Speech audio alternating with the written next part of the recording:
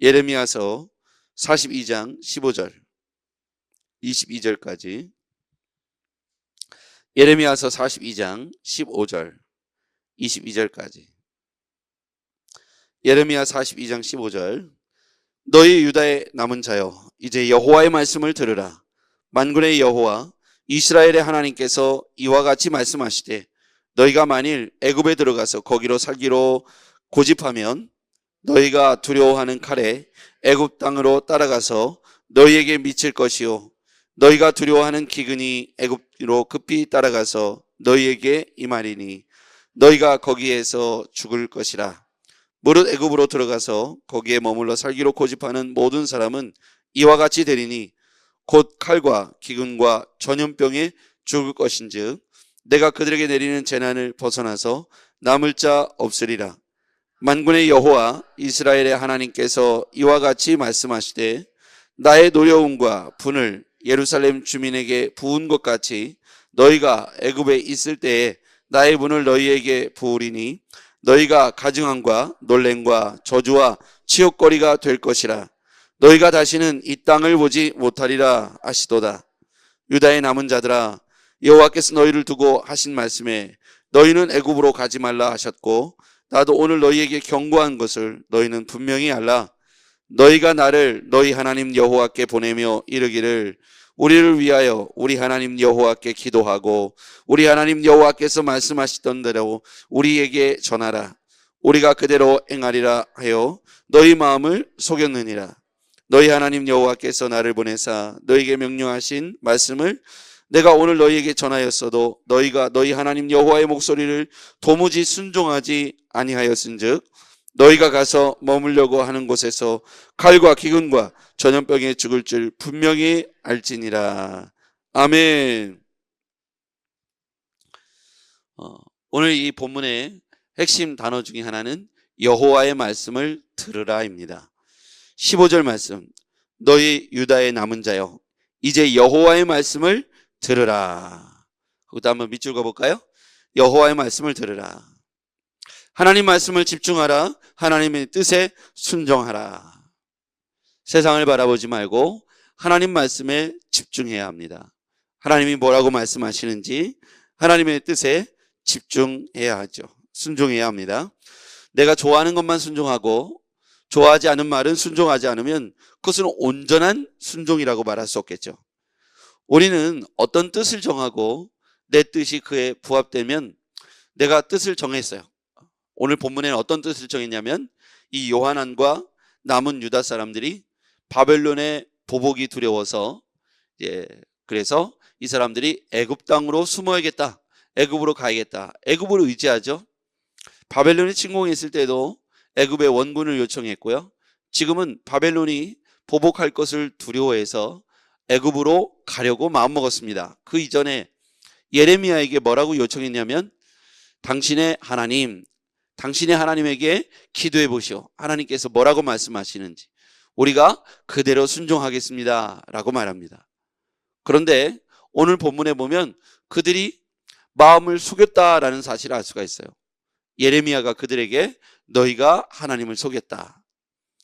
마음속에 이미 애굽으로 도망가겠다, 애굽으로 들어가겠다는 마음을 먹었어요. 이 사람들이 애굽으로 가겠다는 마음을 먹고 예레미야에게 기도를 해보라고 요청을 합니다. 당신이 하나님에게 기도해 보시오. 그랬더니 애굽에 가지 말고 그 땅에 그대로 머물라, 그렇게 말씀하셨잖아요. 어제 본문에 보면. 그러니까 자기들이 원래는 마음속에 애굽으로 가는 것이 좋겠다고 마음을 이미 먹고 있었기 때문에 하나님께 기도했을 때 하나님께서 그래 애굽으로 가라 이렇게 말씀하셨다면 아멘 하고 기쁜 마음으로 아마 애굽으로 갔을 거예요. 그런데 이 사람들은 애굽으로 피한하려고 하는 마음들이 분명히 있었어요. 그 이유는 바벨론을 피할 수 있는 유일한 길은 애굽으로 가야만 살 수 있다. 그들이 거기서 보면 이와 같이 생각을 했다는 거예요.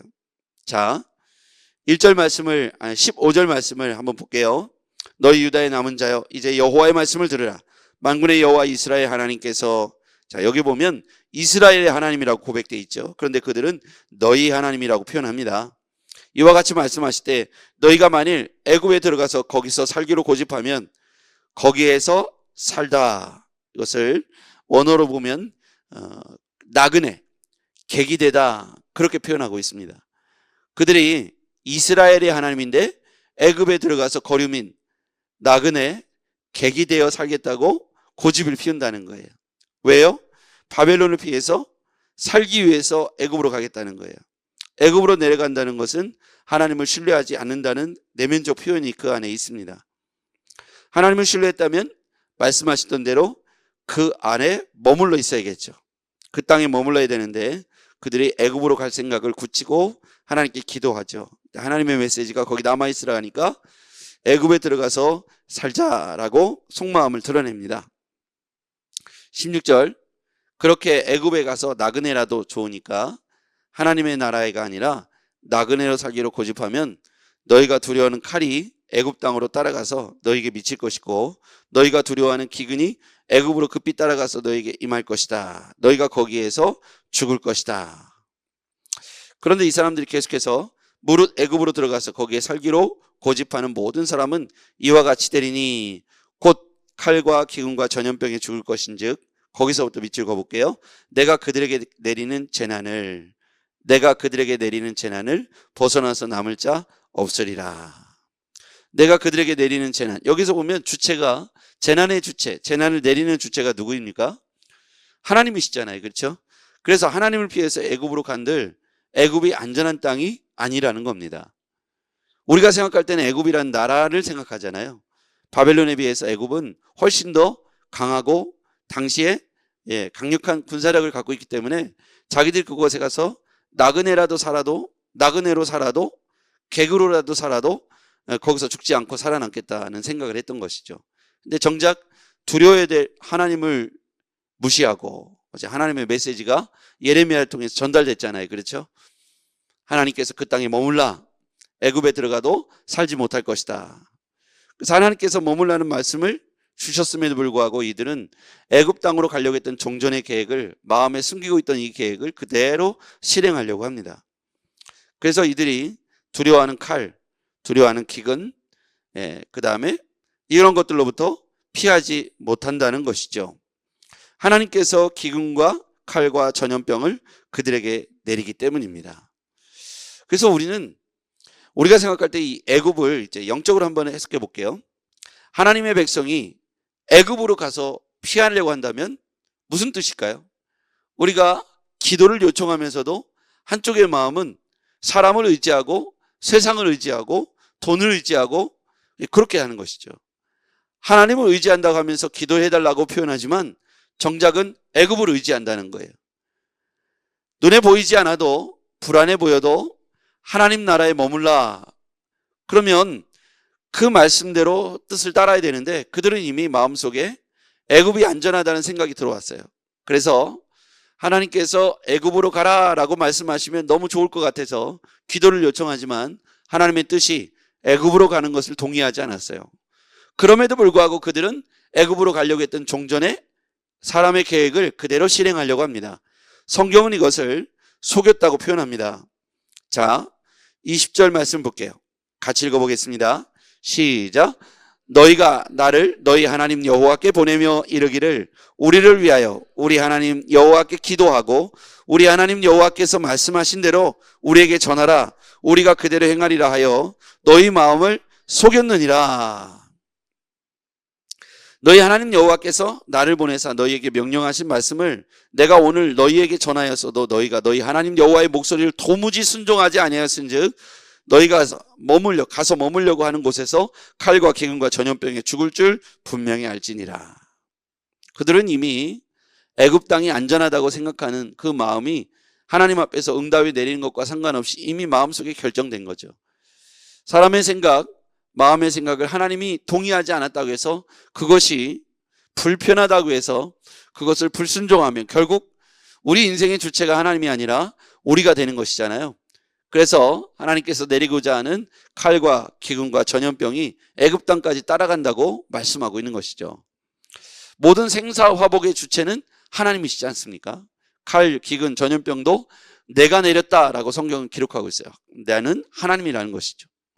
하나님께서 그들이 이스라엘에 있기 때문에 안전하고 애굽에 갔기 때문에 불완전한 게 아니라 하나님과의 관계가 깨졌기 때문에 기근이 내리고 분을 발했던 것이지 않습니까? 그렇다면 그런 순간에 하나님과의 관계를 점검하고 하나님과 한 발 더 가까워지는 그곳이 바로 가장 안전한 것이라는 것이죠. 우리가 안전지대는 애굽이 아닙니다. 사람이 아닙니다. 돈이 아닙니다. 방법이 아닙니다.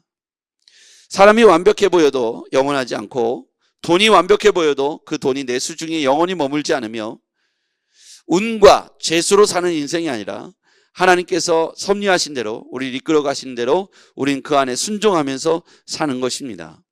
우리는 하나님 앞에서 사는 것이죠. 그것을 코람데오라고 얘기합니다. 그래서 우리는 칼과 기근과 전염병을 피해서 숨을 곳이 어디 있겠습니까? 바다 끝에 가도 하나님이 거기 계시고 땅 끝으로 내려가도 거기 하나님이 계시며 하늘 끝으로 올라가도 거기에 하나님이 계십니다. 애굽이기 때문에 피하는 것이 아니죠. 어리석은 사람은 하나님 피할 수 있다고 생각하는데 그렇지 않아요. 하나님과 더욱 가까워지는 것이 가장 안전한 것이죠. 우리가 생각할 때 우리가 이제 아이들을 육아할 때요. 아이들을 보면 아이들이 부모의 낯빛이나 얼굴을 피할 수 있거나 숨길 수 없습니다. 부모는 아이들의 태도가 눈빛과 얼굴 표정을 보면서 이 아이가 뭔가 숨기고 있구나, 나에게 거짓말을 하고 있구나를 직감적으로 알게 돼요. 오랜 경험이죠. 그리고 부모는 자식을 늘 예의주시하고 있기 때문에 이 아이의 작은 습관, 행동을 보면 왜 저렇게 하는지가 보여집니다. 어릴 때부터 키웠기 때문에 그렇습니다. 거짓말을 하면 티가 난다는 거예요.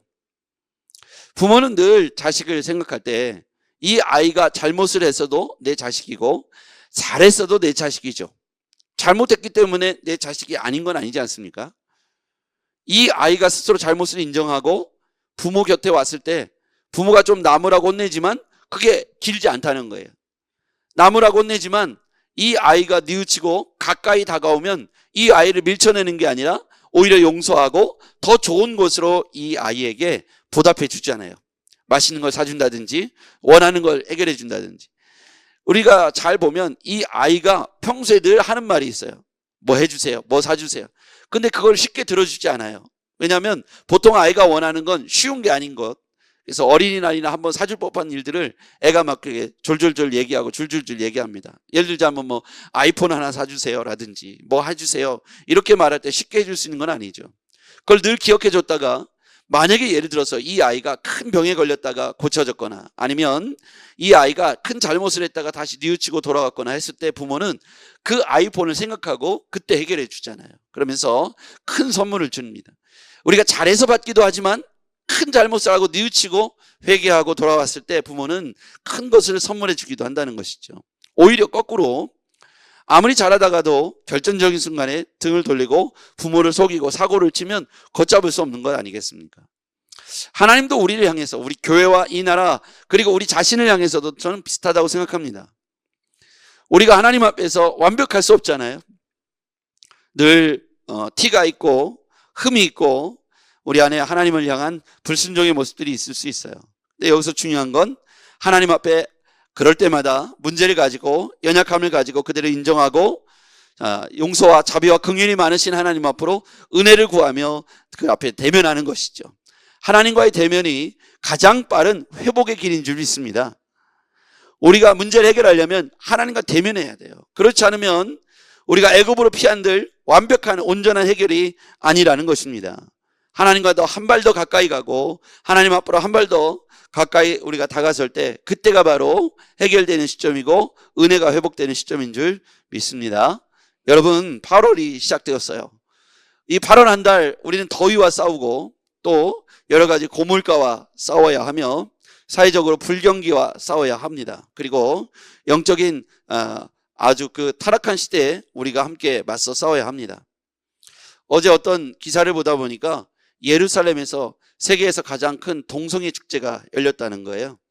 예루살렘에서요. 동성애 축제를 가장 크게 벌였다는 거예요. 무엇을 상징할까요? 우리는 시대적으로 영적인 전쟁을 치러내야 되는 그런 마지막 세상 끝에 멸망의 끝에 우리가 살고 있습니다.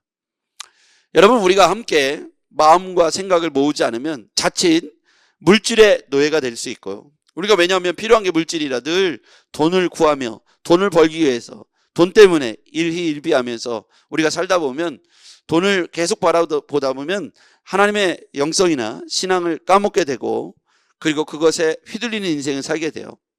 돈이 주머니에 있으면 기쁘고 돈이 주머니에서 벗어나면 불안해지는 게 우리의 삶이죠. 그래서 하나님을 더욱 선명하게 매일 바라보지 않는다면 돈 때문에 노예가 될 수밖에 없다는 거예요. 또 시간이 없다. 늘 시간이 부족하고 바쁘죠. 그러다 보면 시간의 노예가 되고 여러분은 인생의 향방을 우리가 결정하는 것이 아니라 하나님께 맡겨야 합니다. 이것이 명확하지 않으면 주변의 상황에 따라서 우리가 흔들리게 되고 휘둘리는 인생을 살게 돼요. 돈 때문에 기쁘고 슬프면 얼마나 불행합니까? 돈은 있다가도 없고 없다가도 있기 때문에 있는 날보다 없는 날이 더 많기 때문에 늘 불행할 수밖에 없다는 거예요. 그래서 인생의 향방을 하나님께 맡기면 그런 것에 휘둘리지 않을 수 있다는 것이고요. 우리의 초점, 우리의 눈을 하나님께로 두는 것이 중요합니다. 근데 여기에 보면 키워드 하나, 부정적 키워드가 나오는데 여호와의 말씀을 드러내는 긍정적 키워드라면 15절 가장 하단의 끝에 보면 고집하면이라고 되어 있어요. 고집하면. 그리고 17절 중간에 보면 무릇 애굽으로 들어가서 거기에서 머물고 살기로 고집하는. 이 사람들이 왜 고집할까요? 마음의 두려움 때문입니다. 애굽으로 가야만 살 수 있다는 두려움. 그런데 이 두려움은 어디서 왔냐면 칼은 바벨론의 칼이죠. 기근, 전염병 이런 것들은 그 당시에 가장 두려운 내용들이죠. 이 두려움의 내용의 근원은 어디로 가는가 보니까 하나님께서 노를 바란 거예요. 그러면 근원적 문제를 해결해야 된다는 것이죠. 이 두려움으로 말미암는 고집, 이 고집이요 얼마나 이 고집이 그들을 이 멸망의 길로 이끌어가는 가장 잘못된 길이겠습니까? 잘못된 선택이잖아요. 우리 하나님 앞에 이스라엘 땅에 남는 것은 하나님을 신뢰할 수 있기 때문에 애굽으로 피하지 않을 수 있는 것이죠. 하나님을 신뢰하는 한 달 되기를 바랍니다. 돈의 노예, 사람의 노예, 환경의 노예가 아니라 하나님께 초점을 두고 하나님만 바라보시기를 바랍니다. 그렇지 않으면 휘둘리는 거예요. 세상이 여러 것으로 유혹할 겁니다. 휘둘리지 마세요. 그리고 하나님만 바라보세요. 그리고 마침내 승리케 하신 하나님께 근원적 답을 대면으로 하나님과 대면하심으로 얻기를 주의 이름으로 축복합니다. 기도하겠습니다. 하나님 아버지, 오늘 우리 사랑하는 성도들이 8월 첫째 날을 맞이해서 결단하는 시간에 이 자리에 모였습니다. 하나님, 우리 사랑하는 성도들에게 하나님이 선명하게 보여지게 하여 주시옵소서.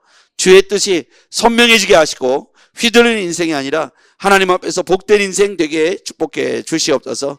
예수님의 이름으로 기도하옵나이다. 아멘.